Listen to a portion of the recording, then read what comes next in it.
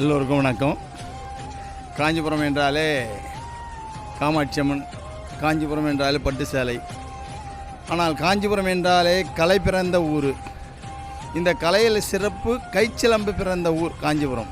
ஆகையினால இந்த கைச்சிலம்பை மேலும் மேலும் ஊக்கப்படுத்துவதற்காகவும் வளர்ப்பதற்காகவும் நம்ம தமிழ்நாடு அரசு முதல்வர் ஐயா அவர்கள் பெரும் ஒரு சந்தர்ப்பத்தை உருவாக்கி கலைஞர்களை வாழ வைக்க வேண்டும், கலைஞர்கள் வளர வேண்டும், கலைஞர்களுடைய கலை பொக்கிஷங்களுக்கு உயிர் ஊட்ட வேண்டும் என்று அரும்பாடுபட்டு கொண்டிருக்கிறார். இதே போல் இந்த கலையை, இந்த நம்ம ஊர் திருவிழாவை, சங்கம விழாவை ஆண்டாண்டு தோறும் எங்கள் காஞ்சிபுரத்தில் நடத்தி எங்கள் காஞ்சிபுரம் மக்களை மகிழ்விக்குமாறு மிகவும் தாழ்மையுடன் கேட்டுக்கொள்கிறேன். வணக்கம்.